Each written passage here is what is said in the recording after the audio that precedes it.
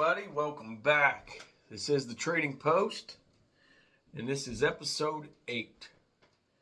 This involves the Appalachian disappearances and the Benington Triangle.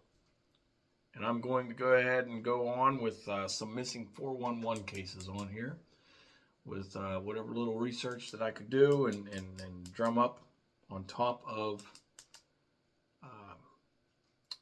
solid investigation work that was already done on the case and throughout the years, depending on which cases was longer. So give me 1 second here. I'm going to get sorted out and we're going to go ahead and start this up. All right, sorry about that. I just had a delay there. All right. So everyone, this episode we'll be going over some missing 411 cases, as I said, which were investigated and researched and documented by a man named David Paulides. Now, if you've never heard of him, I suggest you look at he's got books and documentaries and stuff like that discusses this stuff in possibly even higher detail, which I'm sure it does, because he's the one that investigated this. He researched these specific cases. These are all abnormal cases, which they have a different criteria. They're odd. They're not your typical. Excuse me. They're not your typical cases. So if you don't know, Missing 411, for those that don't know, is a series of books and films that's documented in disappearance cases. A little fact based on his research that there are at least 1,600 people missing in the wilderness somewhere in the United States. And most people disappear in the late afternoon and during or just before severe weather. Now another fact on that is, there's my co-host. He finally woke up. At least you guys get to see him. Tell everybody hi, Noodle. Are you chilled? Are you shivering? Oh, my little buddy. Oh, come here. You can hang tight here. Just sit on my lap for a minute. Okay, now this episode is going to run over, you guys. So hopefully you stay intrigued and you actually watch this whole one through, because there's a lot of insane instances in these cases. Are just crazy. They don't make no sense. Like, nothing adds up. It's not like a typical missing person. Not only are they found in, do they disappear in generally late afternoon and during or just before severe weather? They're found, it seems to be found around boulder fields. They also seem to be, for some reason, around where there's usually berries or something like that around there. Which, take that for what it is, but that's some of the small things, the nuances about it. But we're going to dive into these because I have 10 cases that I'm going to cover, okay? And I really tried to do some extensive, I tried to brush up on all this and actually get all the details that I can. If anything is out of sorts and you pinpoint it or let me know, just comment and let me know, okay? Let me know if I was in the wrong, because I'm not trying, I want to give the right information out. And when you're sorting through research, sometimes something slips and you may get something that's not quite kosher. You know what I mean? Anyways, let's get started on case number 1. Case number 1 is Geraldine Largay. She was lost on the Appalachian Trail. She set up a campsite in a small clearing in the woods in Benington Township and died in her sleeping bag inside a zipped tent. Geraldine went off the trail to use the bathroom and got lost. She had planned to meet up with her husband at a designated spot later that day, but when she failed to show up, he reported her missing. The following search and rescue effort was one of the most extensive. After her body was found on October 14th, 2015, less than 3,000 feet from the Appalachian Trail, investigators read through her journal to piece together what happened. The last passage was dated August the 6th. Excuse me. Sorry about that. She brought an inaccurate compass, and she left her satellite transponder in her hotel room. She was hiking with a companion, but her companion had to abandon the hike due to family emergency. Geraldine kept going alone. So basically, she has nothing of use to help, and supposedly she had a terrible sense of direction as well, according to her friend. Once she realized she was lost at that point, she didn't move. She stayed right there for 26 days. At times, trying her cell phone, but couldn't get signal. She wrote in her journal until she died of exposure and starvation. She had disappeared July 22nd, 2013. When found, she was roughly 2 miles from the trail. And the final entry in her journal said, I'm sorry, everybody, this is going to be heartbreaking, but her last entry in her journal said, when you find my body, please call my husband, George, and my daughter, Carrie. It will be the greatest kindness for them to know that I am dead and where you found me, no matter how many years from now. The 1,500-page case file revealed the lengths the authorities went to find her, including weeding through false leads that her identity had been stolen, bogus tips from psychics, even one suggesting Bigfoot is responsible.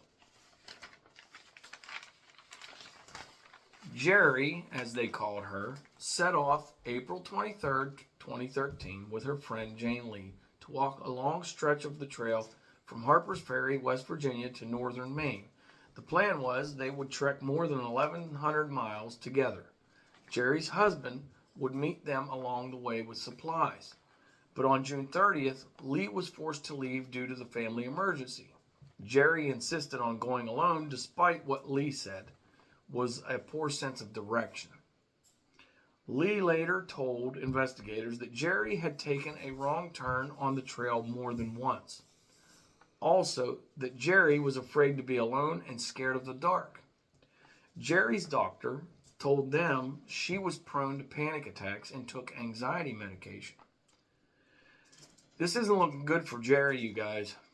I mean, let's just stop and talk about this for just 1 second. If this woman has been known to make wrong turns on the path already, prior to her friend leaving. So she got a bad sense of direction, number one. Number two, she doesn't want to be alone, but yet she plans on being alone. She's putting herself into an anxiety-inducing situation. That's not good. It just doesn't add up. It don't add up, you guys. But let's continue on. Jerry's doctor told them she was prone to panic attacks and took anxiety medication. Okay. So Jerry made progress, and by July 21st had reached Poplar Ridge Lean-To in western Maine. She was less than 200 miles from the end of the trail on Mount Katahdin. Her plan was to hike to Spalding Lean-To about 9 miles away, spend the night, then hike 13 miles to Route 27 crossing and meet her husband. A fellow hiker named Dottie Rust took a picture of her around 6:30 a.m. on July 22nd as she was about to set off on the trail. It was the last time anyone's seen her alive. Yeah, what do you guys think? This is...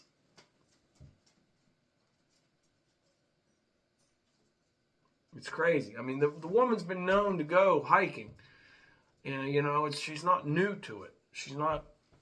And I don't want to downplay this woman either. I don't want to try to come off and sound like she's some dumbass.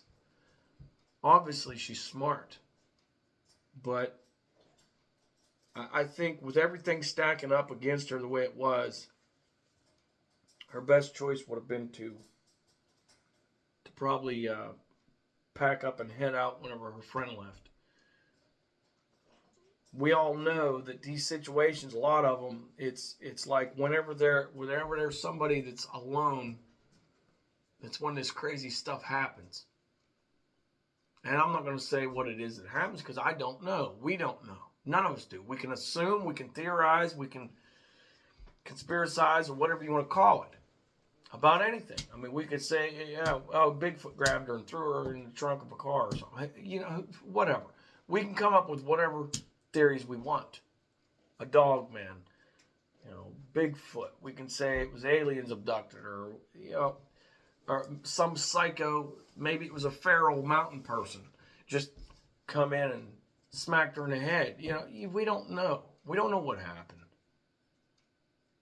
You know, but we can also claim that this is really crazy to think that,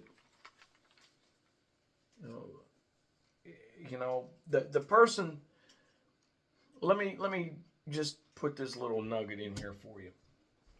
The last person, Dottie Rust, that took the picture of her, okay, she was quoted as saying that she had to take a picture of this woman because she was so happy and she was smiling. So she didn't have anxiety. She didn't seem scared. She wasn't upset, as far as it goes. But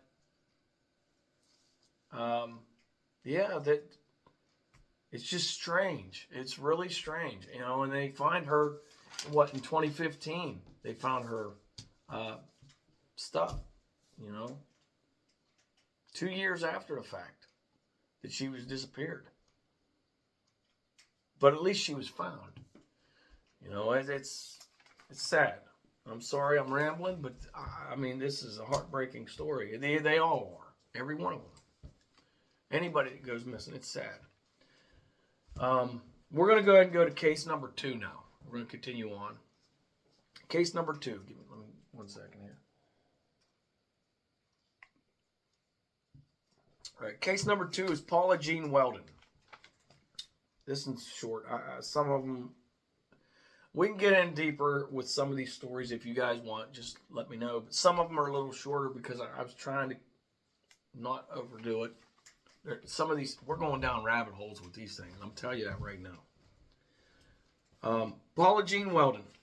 December 1946, near Glastonbury Mountain in Vermont, on Vermont Trail, passed hikers going opposite direction, then disappeared. There was 5 disappearances between 1945 and 1950 in this area. Has been named the Benington Triangle, which the Appalachian Trail goes right up through the center of that. So not only is it the Appalachian Trail area, there's a whole square mileage area of the Benington Triangle, which I don't know the exact square mileage of it. I can maybe look that up. I probably should have for this one, but I didn't even think of that because I got so much information I'm trying to look up here. But it's called the Benington Triangle, and the Appalachian Trail runs right through it, as I said. She was a student at Benington College in southern Vermont, and it was this day it was 50 degrees outside that day, and due to this, she was dressed accordingly. But the temperature started dropping. 4 p.m., she passed Ernest Whitman, and he cautioned her about venturing too far. They never found any trace of her after her disappearance. She was last seen on the Long Trail, December 15th. They called off the search. So, and see, this is what's bad. Some of this stuff you don't get as much information on it, and I tried to. Yeah, it's pretty crappy. But the thing is, she was from the college. She wanted to go for a hike. She was dressed accordingly to 50-degree weather, right? So you dress accordingly. But she didn't expect to be out as late as she was. She didn't expect to get lost or whatever happened. So she's out there later on in the evening and the temperature's dropping. You know, it's in December, mind you, in Vermont. What kind of drop in temperature do you think it's going to make? It's going to be significant, I can assure you. So what happened to her, is from what I can pull up, and as you can tell, it's very short. I don't think they really know much of anything about it, but maybe there's information, or maybe I just didn't hit the right spot to research or something. I don't know. But if you find out any information on this and you'd like to forward it to me, please do. And we can go ahead and do a whole episode just on her case alone if we have enough information. Same with Geraldine. We could do it with Geraldine. Now, case number 3. We're going to start on that because this is all the information I had on case number 2. Case number 3 is Mitty Rivers. Okay, Mitty Rivers. This is a short one too, Jesus. Mitty Rivers was a 74-year-old hunter. On November of 1945, he was leading a hunting party on Glastonbury Mountain. They were heading back to camp, and Rivers got ahead of everyone else. He never returned to camp. In their search for him, there was 300 volunteers and Army searched the area for over a week and only found a discarded rifle cartridge of the same type Rivers used. No other trace of him was ever found. Now you got to understand, I think I did hear that this guy, the 75-year-old hunter, he hunted this area for years. If he's 74 years old and he lives around that area, he may have hunted there for 30, 40 years. So it's not that he's inexperienced, and it's not that he doesn't know the terrain, because he does. So in that case, I beg of you, tell me, what could have happened to this man?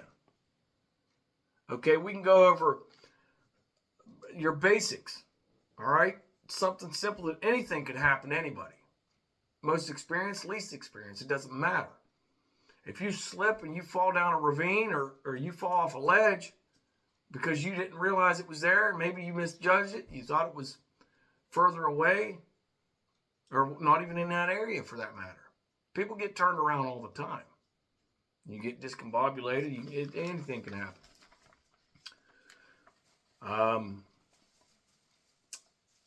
And I'm sure there's more on this. I could probably research more and do a whole episode on him.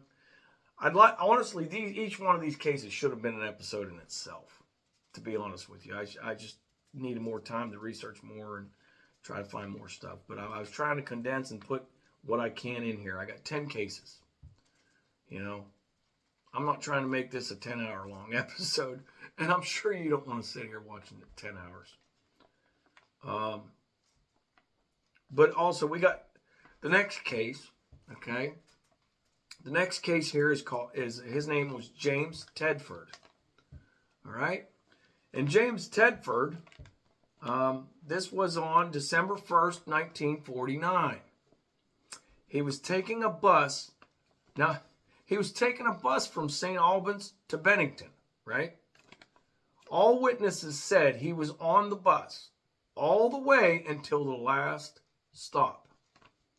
When at the last stop, Tedford was nowhere to be found, but all of his luggage and stuff was still on the bus. No one claimed to ever see him get off the bus. So now let's think about that. This man was on the bus, and everybody claimed they seen him get on this bus. It was one route. There was no middle stops in between. It was from point A to point B. All the people that got on from the beginning are going to be on at the end. And he was not there whenever they got off. Although all his luggage, all his baggage, everything that belonged to him was there. And there's no way of getting off of a bus unless you make the driver stop the damn bus and get out. Which means if he did that, someone would have noticed. And no one saw him get off the bus. So what is it? Could it be a glitch in the matrix? Time jump? Could it be multi-dimensional nonsense? Some kind of craziness? Could it be an alien abduction or something? Maybe they zapped him up into the spaceship. Who knows? I mean, what even makes logical sense in this case? This is absolutely astronomically crazy.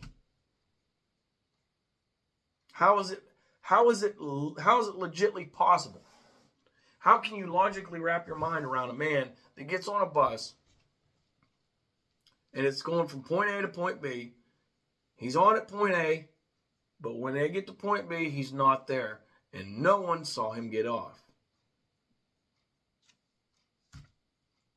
How does it? The math isn't mathing, okay? The math's just not mathing here. For some reason, 2 and 2 ain't equaling 4 here. I don't know why, but it's just not math. Anyway, let's go to number 5 because we got plenty of other cases here we got to deal with. Case number 5 is Paul Jepson. And Paul Jepson's case was in October 1950. He was an 8-year-old. He was an 8-year-old that was playing in his mom's pickup truck for a while. She left him unattended. When she returned, Paul was gone. The boy's father said Paul had been talking about visiting the mountains around Glastonbury prior to this disappearance. Bloodhounds reportedly tracked his scent to where Paula Jean Weldon vanished years prior. No evidence or other sign of him was ever found. That's a little fishy, isn't it? An 8-year-old boy that disappears years later, and the dogs track him directly to where Paula Jean Weldon, which we talked about prior to this, they went to that area where she was found. Or where she vanished. Rather, not found. Sorry, I want to correct myself on that. It's sad, you know. It's sad. Whatever's going on is crazy. I mean, is there something going on in these national parks that's just... Is there some kind of a cover-up? Do they know that there's some kind of a creature out there, some kind of a animal that's unknown to the populace, but they are maintaining or containing it? And they're not letting anyone know? Could that be a possibility? Maybe. Who knows? I don't know. If I don't know, I can't say for certain. I can't say it can't be, or I can't say it can be. I can only say what I think. And the same as you, you know. Okay, we're going to go to case number 6 on this one. Case number 6 is Frida Langer. Now, Frida Langer was a 53-year-old who was camping out at Somerset Reservoir next to Glastonbury Mountain. It's crazy how all these are close, huh? Her and her cousin went on a hike, but she fell in a stream and told her cousin she would go back to camp and change and return shortly, but she never returned. Her cousin went back to the campsite, but there were no signs of her there. Then they started a search party for her, and there was 400 people in this search party. There was no sign of her until May of 1951. Her body was found by Deerfield River. No cause of death determined due to the condition of the body. So they didn't find her for a year after her disappearance. Obviously, if she left for a short period of time, her cousin already knew. He timed it, or he or she timed it, and they realized that, okay, she should have been back by now. I'm going to go check. And this person goes on the same path that she went, that she had to have went, right? But there's no signs of her. I mean, if she fell and bumped her head or something like that, I mean, maybe he would have seen some scuff marks in the dirt trail or something. He might have seen her laying along the trail. Nothing. Nothing. He gets there. Nobody saw her at the campsite. Therefore, she didn't make it to the campsite. So what could happen between point A and point B? Again, I reiterate this. Hey, buddy, what you doing? Come here. Oh, my little co-host, you're just taking a break, huh? Oh. So I reiterate this to you, all right? This is going to be a reoccurring factor in all these cases. They go from point A to point B, or attempt to. You know, they'll start at point A, but they never get to point B. Why? What is causing these people to not make it to point B? Okay? And a lot of these cases and situations, it's always where it's not like some of these places aren't really ridiculous terrain or something like that where you could fall off a 500-foot cliff or whatever. A lot of this stuff is straightforward. A foot-beaten path that everybody goes on that is widely traveled, okay? And these people are disappearing on it. And there's no trace of them. How could they get far enough away to where the people that's looking for them can't find them? It's asinine. It's crazy. It's ridiculous. And it doesn't make no sense. We all know that.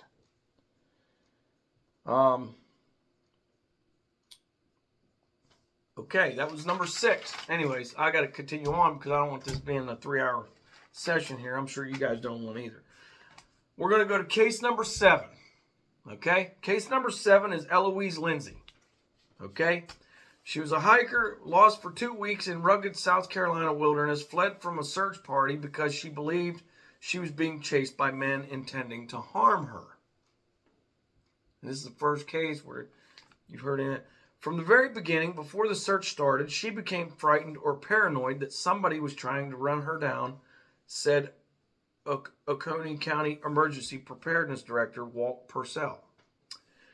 Although the 20-year-old hiker Eloise Lindsay insisted Tuesday that men chased her along the trail, authorities said they have no such evidence and have no plans to investigate further.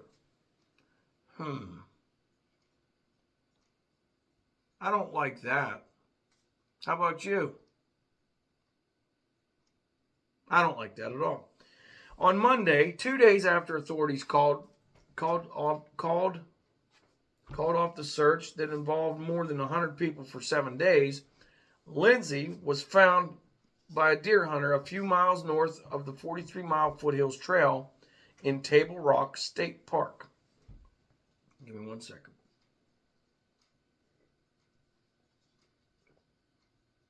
By the way, you like my new cool cup? Check it out. That's pretty awesome. Anyway, let's continue on. Okay, I left off at... On Monday, 2 days after authorities called off the search that involved more than 100 people for 7 days, Lindsay was found by a deer hunter a few miles north of the 43-mile Foothills Trail in Table Rock State Park. So that's where she was found. 6 months out of college, she told reporters she had gone backpacking to think about what to do next with her life. She said she left the main trail and got lost when she sensed she was being followed. I could tell there was no good intent involved, she said. The hiker had suffered infected blisters on both feet, cuts, and abrasions. She saw rescue helicopters overhead, but she didn't build a fire to attract attention. She said because it might have given her away to the men she believed were chasing her. Wow. At least she made it out alive. She disappeared and she made it. Which this is an odd one. This is a one-off here on these. They generally don't make it. But you know, let's put it in perspective for yourself. Okay, if you went out and you was hiking a trail, you're wanting to get some perspective on yourself. You're wanting to rethink your life situation and realize, hey, where do I go from here? I'm gonna go hike, take in the nature, you know, relax my mind, maybe focus a little bit, and think. That's all this poor woman wanted to do. And the whole time, according to her, she was stalked. And by whom or what? That's the question. She's saying men, so maybe she did physically see a silhouette of a humanoid or human-shaped person or thing or whatever, it. Because she would probably have to be fairly certain she's stating that fact. All right, let's go to case number 8. Case number 8 is Garrett Bardsley. Okay? And Garrett Bardsley was a 12-year-old that had vanished in 2004 and had never been seen again. It should have been an ideal camping trip in the mountains of Utah for him and his father, Kevin, when they set off to Uinta Wasatch National Forest with a scout group in August of 2004. However, no one could have anticipated that Garrett would become separated from his dad and disappear without a trace, or that there would still be no sign of him nearly 20 years later. Garrett Bardsley, so the official explanation that he died of exposure, was this accurate, or could something else have happened to him? I mean, what do you guys think? Exposure, or a strange, unexplainable disappearance that we can't explain, that we could theorize about, maybe?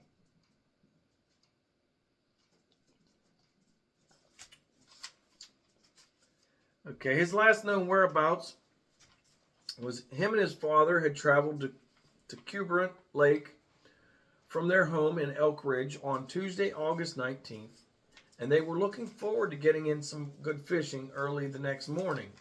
But by 8 a.m. on August 20th, Garrett was uncomfortable. He got his feet and some of his clothes soaked through in the lake. He wanted to get changed into some dry clothes. Understandably, we all would, I think, if we got into that situation. It might have been chilly. He told his father he would head to the scouts' campsite roughly 150 yards from their fishing spot and swap out his clothes, then come back and try to land a big fish they could have for breakfast. The campsite was so close that Kevin, his dad, had no qualms about Garrett walking that part of the trail alone, and he then settled back in with his rod, but not before he had watched his son walk around the lake edge and called directions to ensure he remembered the way. However, Kevin soon realized that Garrett had been gone too long. He knew it shouldn't have taken him 15 minutes for the boy to get to camp and back, even if he dallied in changing his clothes.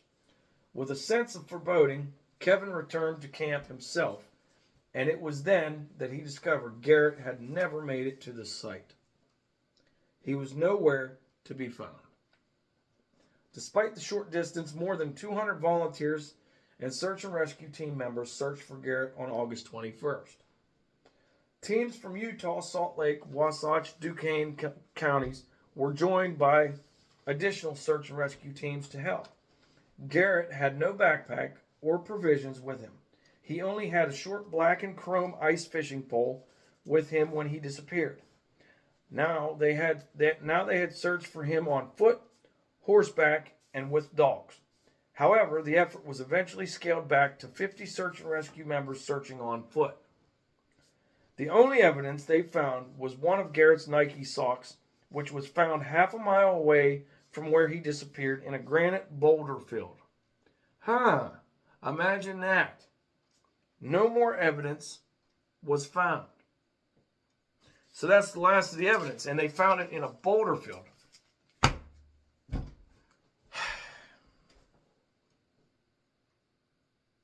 Now, the boy could have, taken his sock off, because they said they found the sock. It was crumbled up like a kid would do if it was a wet sock and it rolls off your foot. You know how it reacts. It rolls up no ball. So he probably did that because he's tired of the daggone sock. He said, get this damn thing off. And he's probably maybe he went and hid into the boulder fields. Maybe that's protection because of the weather or something, you know. He went down in there and tried to hide in there. Who the heck knows? Maybe a damn bobcat or something got a hold of him. Might have been hiding in there. We don't know. But, I mean, in most instances, most cases, when it's an animal attack, when it's a predator of any kind, any shape or sort, there's usually a sign that you can track. Some sign, whether it's blood, whether it's hair, whether it's clothing, there's always some kind of evidence. And obviously, when they found the sock right by a boulder area, I'm sure they thoroughly looked it over. They definitely probably looked in and out. If there was any crevices, they probably tried to look in them. So obviously they didn't find anything. Because if he was there, they would have found him. They would have found whatever was left of him, or him, if he was still alive. So, that's James Tedford. You know, that's his story. Okay? We're going to go to case number 9. And this one here is another crazy one. And there's more to be had on these. I'm going to tell you right now. If you want to look some of this stuff up, look it up for yourself. You can research whatever you want. Or you can look up, I know Mr. Ballin has covered a lot of this stuff. You got people like the Lore Lodge. They're very good. They're really good researchers. You know, I just hope I can be as good a researcher as them someday, because they're damn good. But anyhow, I digress. You look up some of these different people. They're good channels. Check them out. You know, who knows? You might be something new to you. There's another guy. He does different stuff like this. Night God 333. Check him out. He does some different stuff, but he throws it out there. Like I said, it's all entertainment purposes only. And for entertainment and informational purposes only. That's what this is all about. We're trying to learn, soak up some knowledge, try to find some facts. Who knows? Maybe somebody out there that listens or checks into this or somebody else's podcast or whatever, they may have the gumption to get up and go out to the field and do the footwork, the legwork, investigate. And who knows, maybe might find one of these people that have disappeared for 30, 40, 50 years. Okay? Think about that. Think about how these people's families feel. They've lost these people for years, months, days, whatever it may be. You know, it's sad having to talk about this stuff, but these are all facts. These are all truth. And I want to convey this message to all of you, so you understand that there's some crazy stuff that goes on out there that we just can't explain. We don't know the truth. We don't know what's going on. All right, let's go to Charles McCullough. This one here is a little bit wild, and there is more information on this. I do know. I do know that the Lore Lodge did do a good episode on this one. And they dug into it a little bit. They went and branched off with some other stuff that I didn't even touch on this because, trust me, like I said, it's going down a rabbit hole. We can go down a rabbit hole all we want.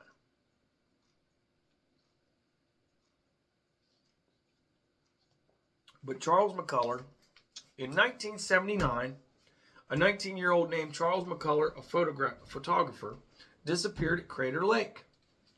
Many articles have been written about this case, and most of them seem to be written to pique people's curiosity. Many articles leave out important details which on the surface may not seem important, but when looking further into the details could explain a lot. Okay, Charles was an avid photographer and apparently was an experienced outdoorsman. He had aspirations of visiting each national park to take pictures of the landscapes and the wilderness. He He lived in Virginia with his family and was traveling when he disappeared. On January 29th, 1975, Charles, or Chuck, as they called him, was staying with a friend in Eugene, Oregon. He left his friend's apartment and took a Greyhound bus to Crater Lake National Park. He told his friend he expected to return on the 31st of January, 1975.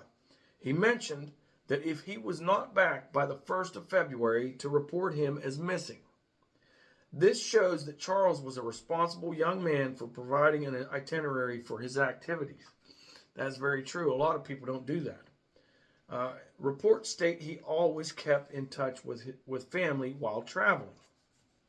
Okay? Charles did not return on the 31st, and his friend waited until February 1st to see if he would return. Sorry, I gotta put something in. Anyway,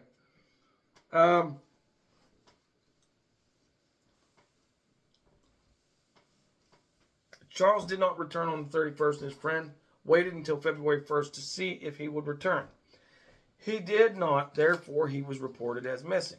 When Charles disappeared, he was wearing the following items: faded blue jeans, a blue jacket with a hood, hiking boots with a snow shield, a white turtleneck with red and brown designs on it. Also in his possession was believed to be an Everest 288 frame backpack, which in orange. Okay, so it was like a hunter orange, competition orange, whatever you want to call it, the bright orange. And it had the metal frame in the backpack, so it kept everything together. There's nothing could, like, the backpack wouldn't crumble in on itself. You could hold you. It was a hiker's backpack. It was a top-notch quality backpack. Okay.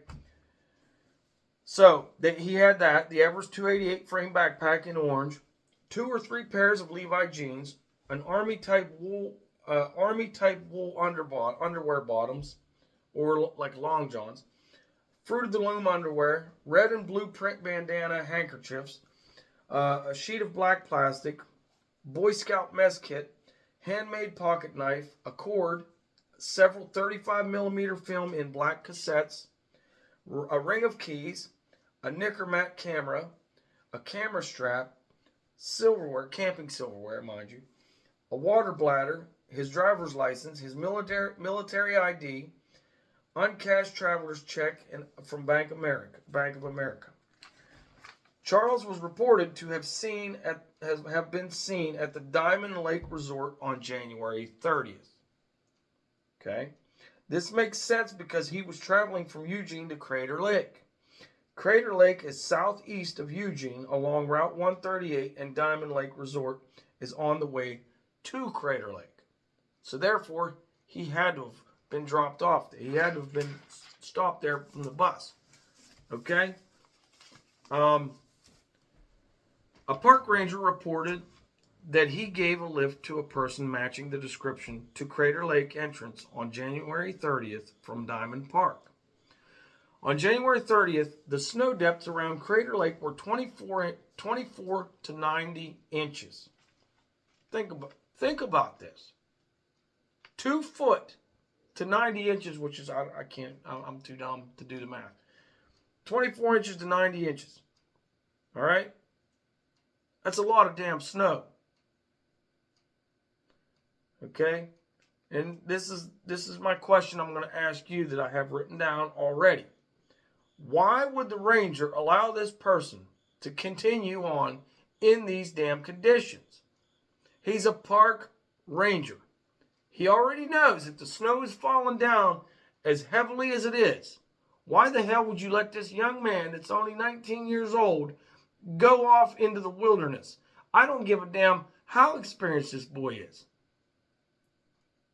Your common sense should kick in and say, hey, no, maybe just hold off a day and wait for the weather to ease up. You can stay in a lodge here or whatever. Help the dude out, He's a 19-year-old kid, for Christ's sake. That's a lack of empathy right there. And that kind of shit pisses me off. That's not right. It's not right. if this is true that the guy didn't help him out, or he knew, or he actually dropped him off, but the guy said he did. So therefore, it has to be true. If the guy himself said he dropped him off, and he knew the description of the guy and equipment, so he's not just going by the description of the person himself, he's going by the description of the equipment the kid was carrying as well. It's pretty damn distinct. So he had him in his vehicle and let him off at the entrance when the snow was coming down hard. Not only that, he should have knew what the weather out forecast was like. If you're a park ranger, you're not stupid. You're going to follow the weather patterns. You're going to know what the hell's going on. Period. There's no damn excuse for it except laziness and not giving a shit. That's my point on it. Now, after a year and multiple searches, on October 18th, 1976, some hikers stumbled upon a badly weathered backpack and a set of keys near Bybee Creek in Crater Lake National Park. The hikers handed the find over to the chief ranger. It was found that one of the keys matched a Volkswagen, and it was known a Volkswagen key was in possession of Charles at the time he disappeared. Now let's clear this out. Let's clarify this. He did not drive to Crater Lake. Yes, he had a Volkswagen bus or something like that, as far as I recall. But he did not drive it there. That Volkswagen key was just on his key ring to his house, to his friend's house, or whatever other keys he had on the key ring. Okay? So let's clarify that information right now. All right? So, the park rangers searched the area and found camping gear, a human skull, a lower jawbone, and several other bones. In my research, I was unable to find any definite or official reports of the remains and how they were found. Okay? I tried to dig into it. There may be reports, or there may be something that maybe I'm getting into this researching thing. I'm not the greatest, okay? I'm not a master researcher, but I'm doing my best. Now, if you find anything pertaining to this case and you want to send it to me, please. Okay? I'd appreciate it. But, it would be later confirmed by dental records that the remains were that of Charles McCullough, and an examination of the remains found no sign of trauma. Like no blunt force trauma, nothing like that. Nobody knocked him in the head or whatever that they could find. It was speculated that he died from exposure. Right? Now, I can add on to this. Like, as I told you, if you watch that other channel, Lore Lodge, okay, he went into depth. He went into depth as to Charles McCullough's father. He evidently was some prominent figure, okay? That he got the FBI declassified as FBI files and everything, which are redacted, like you wouldn't believe. Same as any and all files that they ever have. But there was something that didn't add up. Who was his dad? His dad, obviously, this kid was well known for surviving in the wilderness. For his dad to be like, hey, you're going out to another national park on your own? Okay. He wasn't concerned for a reason, because obviously this man has been, his dad had to be ex-military, something or other. Okay. Even the Lore Lodge, they couldn't even find, they couldn't get information on him. It's like he was scrubbed. It's like sheep dipped or whatever the frick you call it. Okay. So let me ask you this. Why would that be? And if I remember correctly, now don't quote me on this, but if I remember correctly, his dad passed away sometime after. But his dad was hung up because FBI was not research. They would not investigate this case like they should. He was up their ass left and right. And he kept sending them letters. Now mind you, this is back in what the hell was it? 1979, okay? You didn't have the internet like you have it now. you didn't have access to information like this. Okay? You sent letters in. That's what the old method was, to all you young generation that may be watching this. All right? But he sent letter after letter. But anyways, if you want to get into this more in depth, I highly recommend you watch the Lore Lodge's video on Charles McCullough. We're going to go into a rabbit hole, and I'm starting to already. Let's get to case number 10. This is the last case, and then we're going to jump into something else, and we're going to go into some explanations, some theories, things like that, okay? Please, I hope you guys made it this far. I know it's a long episode, I'm sorry, but there's just so much information to cover. Now, we're going to go to case number 10. The disappearance of Dennis Martin, which is, oddly enough, my dad's name.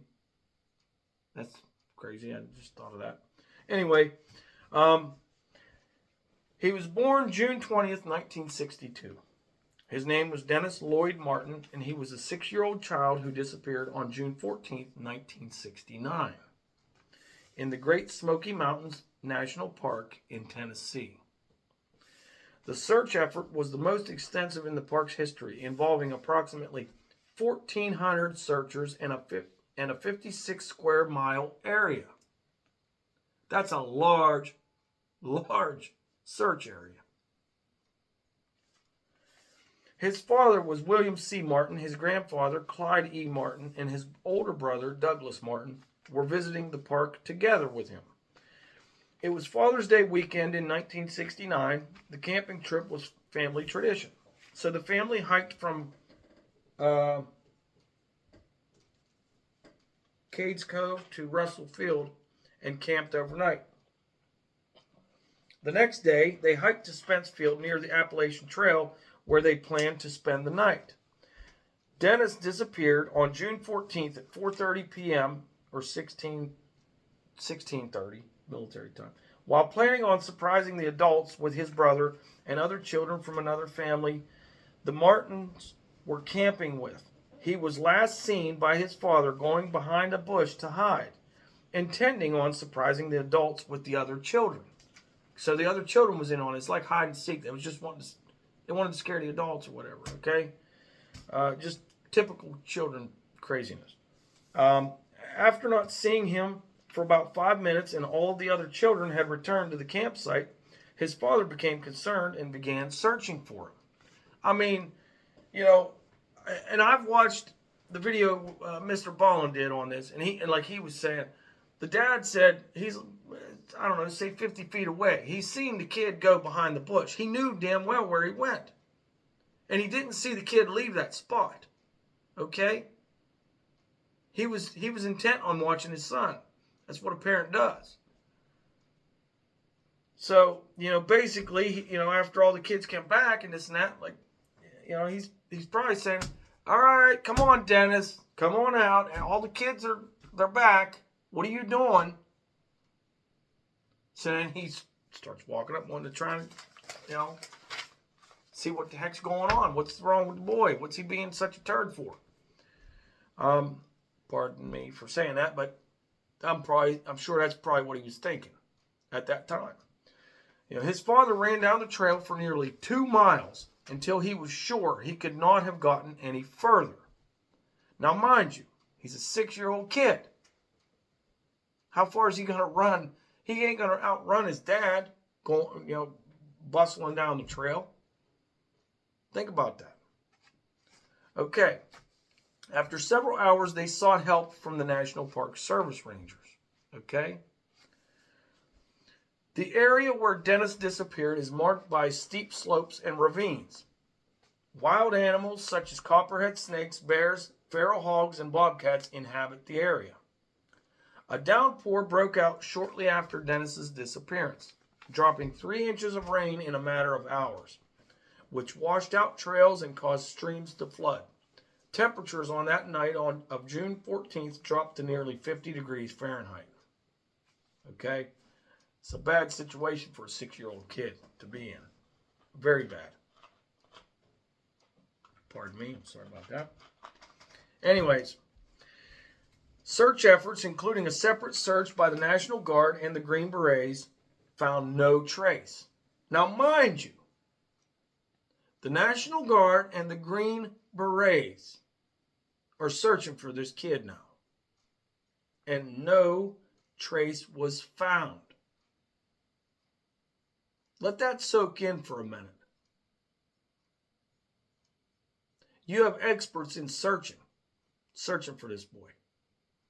And no trace was found. It's looking really grim at that point, you know? Heavy rains during the first day's search and heavy mist the next day's hampered efforts. So there was mist the following days. So you could it hampers your line of sight. So up to 1,400 people were involved in this search effort, potentially obscuring possible clues. So when you got too many people in a search area and they're all tramping around and it's rained, what's it going to do to any possible clues or evidence? Because a lot of the people that was searching was volunteers. They're not professional investigators or searchers. They're not trackers. They're not any of that. Okay? So that makes it hard. It obscures the clues. It obscures any hints that they could have had. Footprints were found in the area, but were dismissed from the possibility of being Dennis's by park officials, who determined them to have been left instead by a Boy Scout participating in the search. Now, this is where it's funny. It's not funny, but it makes you think about this and their thought process, because to me, it's, from the sound of it, it's negligence. Okay? On their part. The child-sized footprints led to a stream where they disappeared, right? Okay. The tracks indicated that one foot was barefoot while the other was in an Oxford shoe, the type of shoe Martin was wearing. Okay? So, now I beg of you, question this. How the hell can these people, these park officials, right, say that it didn't belong to Martin, right? It was a Boy Scout that was doing the search. But yet, it had one bare foot and one track of a shoe. Now, who in the hell's doing a search in one bare foot and one shoe on? Kid or not, they're not going to do that. Especially a kid. Okay? I don't believe these park officials. I think they was just trying to close things out. That's my opinion. My personal opinion, but take it for what it is. All right. Retired park ranger and author Dwight McArthur believes that the prints likely belonged to Martin, as the tracks were not part of a group. That's another hint. They weren't part of a group.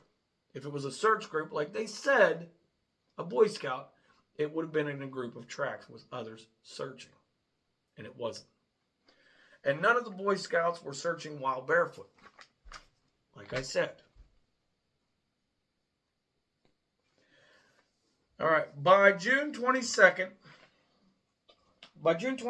56 square miles of ground had been covered. More than 1,000 searchers continued to look until June 26th. When the search was cut back, the search was abandoned on June 29th after a last search. The search was officially closed on September 14th, 1969. As of current, it is still the largest search in history of Great Smoky National Park. Now that should tell you the scale of that search. It was massive. Dennis's father offered a reward for information of $5,000, equal to the current amount of around $39,900 at that day and time. Psychics, including Gene Dixon, offered clues, but nothing was found. A few years after, a ginseng hunter claimed to have discovered the scattered skeletal remains of a small child in Big Hollow, Tremont.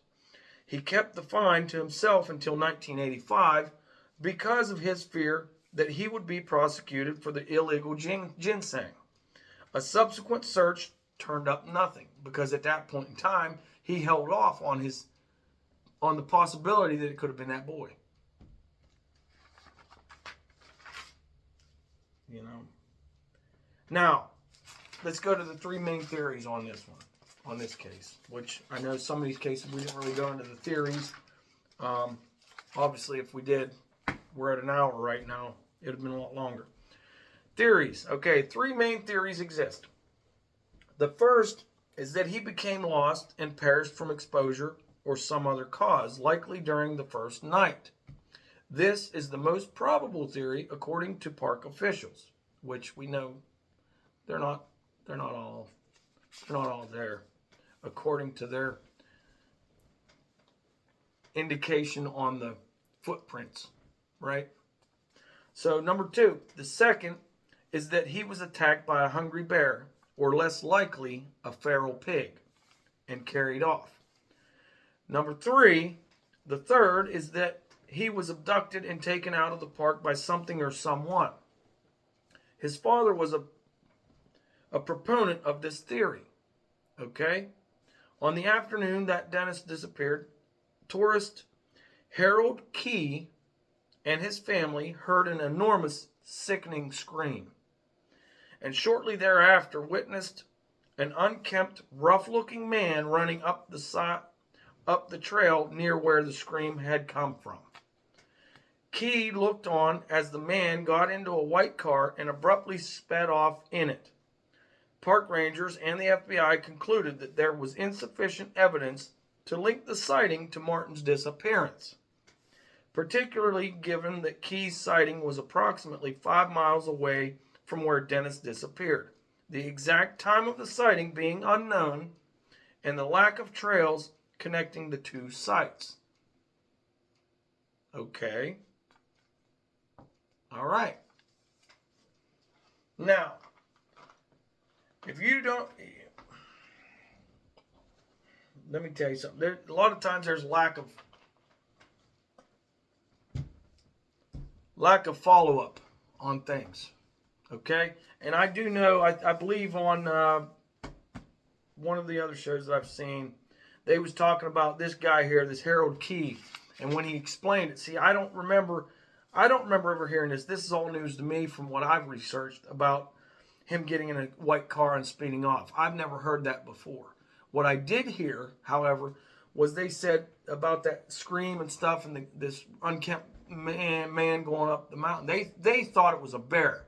That's what I heard. They thought it was a bear. It was a bear walking on upright. Okay?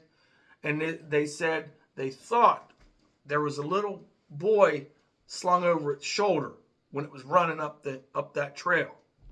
On, like, say they was on like a ridge or roughly on a ridge or halfway up a ridge, and they looked across and you could see that trail going up the other ridge. And according to from some of the things that I've heard, now whether to take it for a grain of salt, I don't know. Do some research. If you find out anything, send it to me. Let me know. Because I'm interested. I want to know. I want to know what the heck the truth is, just the same as you guys do. And I'm doing my best to dig it out. Well, who knows? Maybe we'll find out. You never know. Now, what do you think? I mean, that brings us to the last part of this. Okay? And we're gonna try and wrap this up here shortly. It brings us to the subject of what could it possibly be if it's not a person with ill intent? Could it be something else? And what could that something else be? Now, there is cases known of feral people. Okay? Human beings just like you and me. But there's a difference. Now, these feral people, it's just like a feral cat. The damn thing will claw you up. Okay? If you ever seen the movie Wrong Turn or Descent or anything like that, somewhat gets the gist of it. But they dramatize this stuff too. Okay? They kind of amp it up just to sell tickets, whatever. But I don't know. I would say maybe Descent was probably closer than Wrong Turn. Wrong Turn is a little more possibly far-fetched. I don't know. But I could be wrong about that. Who knows? Now, if you think about this, like feral people, there has to be a certain amount of group of people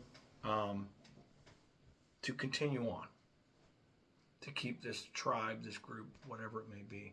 It can't be just one or two. They have to procreate. They have to continue on because they had to come from somewhere, right? I mean, maybe their population could have dwindled down and it could get to the last couple. It's possible. And also, you know, it could be possible they're living in caves. There's cave systems, you know, and just strictly living out in the middle of the woods. We have so many acreage of woods that people don't even go into. It's like untouched, you know. There's native lore. Let's see here. It's called Sackets. They call them Sackets. Okay, I didn't get to research much more of this, but I'm going to touch up on it. Okay, and if you want a whole other episode on this stuff, please put it in the comments. Let me know because I'll be glad to do it. I'll probably will do it anyways, but I want to see what you guys want. Okay, so the native lore says it's Sackets. They're tall and broad. They have broad shoulders. They're more muscular, and some are capable to speak human language. Now, they live in caves and tunnels. They're about 7 foot tall maximum. They run fast, and they're very strong. And supposedly they speak what they call the Douglas language. I don't know. I didn't do much more research on that as well, but I could try to. They said that there was. See, these are just rough notes, anyways. What I caught. They had natives. Peter Williams. He's saying that they're not related to us. That's his thoughts. He's a Native American. Then there's another one that's Charlie Victor. Okay, and he thinks they are related to us. They just have changed due to their habits and their living, their environment that they're in. They're not in civilization like we are no more. So, is it possible? Yeah, I would imagine it could be possible. I don't think it's entirely out of the realm of reason that this is possible. You know, let's see here. In 1972, Albertian Ron Moorhead recorded vocalizations. Okay, and analysis made by scientists was said couldn't be made by normal-sized humans. They had to be up to about 8 foot 8 foot 2 inches tall maximum, at least around 7 foot tall. Okay, so that's, you know, you can call them feral people, wild men. They've been called different things. Then there's the legend of the Adlet. There's two versions. One says it's half human, half dog. Okay, now we're getting into the dog man. The other states they are just wild feral people and cannibalistic. So which one do you believe? We don't know. Okay. Then you got the tree men. They're tall. They have matted hair and yellow eyes. They're known as knockers. They knock on trees, possibly to communicate. They are said to help kids that's lost until found. Now, whether that's true or not, we don't know. But there's also the other possibilities too. I mean, could it have been a Bigfoot? Could it have been a Bigfoot, a dog man, a werewolf? Could it have been one of these feral people, these tree men, wild men? I mean, what's your thoughts on this? What do you think could have happened? I mean, could it be aliens? Could it be, you know, we can go down a rabbit hole with this. Every one of these, we can go down a rabbit hole. I mean, you know, and you can look at other stuff too. You got different stuff like overseas, you know, as far as the Bigfoot. They have the big gray man of Ben McDoy is heard more than he's seen. Okay. Then you got the Amphir Luff Moore, stands about 10 foot tall with gray or brown hair. That's another one. Usually the footsteps are heard behind, then the fog sets in. There you go with the weather again. Okay? All this stuff seems to culminate, and it all has these same certain variants, which isn't too variable. They're somewhat staying the same. Certain variables stay the same. Okay. When seen, he may be a specter in theory. Okay, they also got what they call the wood woes or the green men, which is 5 to 7 feet tall, sometimes taller. And then there's another theory, another one. It's called the ghillie doo. Ghillie doo is what they named the ghillie suit after. They named it after him due to the fact that this theory states that the ghillie doo is covered completely from head to toe in green moss. And they say that the ghillie doo, supposedly, in theory, has been known to help lost kids out of the woods to be found. Okay? And like I said, all this stuff is always, it always seems like these disappearances is near water, boulder fields, and there's always some berries or something around, in that, which is whatever. Take that for what it's worth. But there's also a story, if you want to, you can actually check it out, look up into it, because I've already ran past my time on this one. Sunny Bean. Okay? If you look it up, read the story, or even just look up a YouTube video about it. There are some about it, I'm sure. I'll do some more research. I may actually do a show just on that alone, too. Some of this stuff just blows your mind. So in closing, I just want to ask you guys, think about these. Think about these cases. It's insane. And that's only 10 cases. There's a lot more. I mean, because these are missing 411 in the Appalachian Trail and the Benington Triangle. We're not even touching on all the other national parks. Now, I mean, could this be some kind of an elaborate deal where the national parks are covering this stuff up that they don't want us to know because they don't want mass panic? That there is unknown animals, creatures, predators, or whatever in these national parks that are literally taking people. And God knows what they're doing with them, which I'm sure we kind of have an idea. So if you guys like this episode and you like this kind of content, let me know. We'll do some more missing 411s. We'll go through them. I plan on doing it anyway. But if there's any particular stories, anything like that you want to find out about or you'd like to hear more about, let me know. I'm also going to try and do some instructional videos on survival. I kind of have one planned in the future. Now, I don't know. I'm going to have to get the materials to do it. But I was going to try and show you how to build a windmill as a sample, just to give you some survival skills. I'll go over some of my survival books that I have. We'll go ahead and look through them, and I'll go ahead and reference those books, and I'll show you which books they are so you can purchase them for yourself if you don't have them.